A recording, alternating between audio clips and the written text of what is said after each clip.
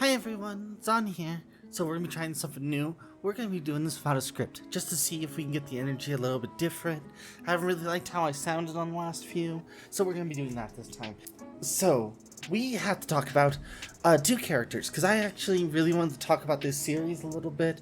I think it's really good in its way it shows off the LGBTQ community, even without, having forward-facing, say, LGBTQIA2 plus characters. I think it does a really good job of normalizing pronouns, of just introducing people with different pronouns, and discussing how we just kind of do that without making it a whole emphasis of a show, which was what I was really worried about going into this. Now, I know what you're saying. Okay, but Zan, you're supposed to be highlighting characters themselves. Did you just want to talk about the show? Yeah, a little. It's pretty cool, it's neat, it's fun. It's very much a juvenile show though, so it's not made for Eldritch Swarm. Definitely not. We get introduced to both our non-binary characters in the 4th episode of Moon Girl and Devil Dinosaur. Now, what is this show about? Well, I'm glad you asked. It's about a young girl out in the Lower East Side of Manhattan. Her family, her community itself. She's a tech genius, really cool character herself, and she invents a portal that brings in a dinosaur from somewhere. It's not terribly clear where. The dinosaur basically bonds with her immediately, and they decide to become a duo because, quote, Spider-Man doesn't come below the 14th. That makes sense. I like the idea of it. Beyond that, it's her being a teenager, high school, middle school, all that stuff going on. And just kind of dealing with stuff. She meets the Beyonder at one point, voiced by Keith David. Really great representation of that character. Lots of songs. Almost every episode has a song in it. A lot of them are real good. The fucking intro is a beat. So, let's talk about our first episode instead, which is episode 4, Check Yourself. Check Yourself introduces us and kind of revolves around LOS-307, who's a non-binary supercomputer that really just wants to bond with people. Technically, they're made to process stuff and are being exhibited to the school as a chess program. And this whole thing involves our main girl, Moon Girl, having a kind of competitive edge that makes her unfun to be around, and she's just a lot. And it's her learning to let go of this, while dealing with the repercussions of kind of pushing LOS to the edge of things. We have this really cool scene where LOS says they prefer they-them pronouns, and our girl already knows someone like Tai, who is our secondary non-binary character, who we'll come back to in a sec.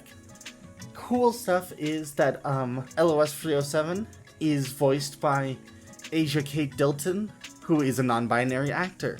They use they-them pronouns. They were also the first gender non-binary character on American television. You've probably seen them from Orange is the New Black as Brady Epps, or if you watched the very good John Wick Chapter 3 Parabellum, you recognize them as the Adjudicator. Either way, great to see non-binary actors play non-binary characters. Love to see it. Now, I mentioned another character in there. They only get a cameo in this, real quick, but they have another episode that comes up called Goodnight Moon Girl, which is episode 7. Tai is a member of the volleyball team, and a lot of this is Moon Girl learning to accept that she doesn't have to fit in to belong, and she could just be her nerdy self without having to stress about all this stuff. It has a lot of fun mind-switching things, because she, of course, makes a device to read the minds of people around her, so she knows the, quote, scientific best way to interact with them. Means that she switches the mind with her dinosaur pal instead, and it's a whole lot of everything. Much like this script is right now, I imagine. Whew. So, Tai doesn't have a lot of lines, but kind of sells it with just body language and presence. They are, represented by Ian Alexander. Ian Alexander is a wonderful actor themselves and does a bunch of stuff, to include they worked on the 50th anniversary of the Stonewall riots.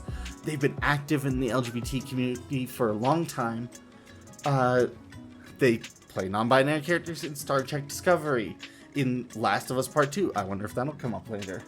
In the OA, in Deja Vu, Every Day, which I've never seen Every Day, but looks pretty good.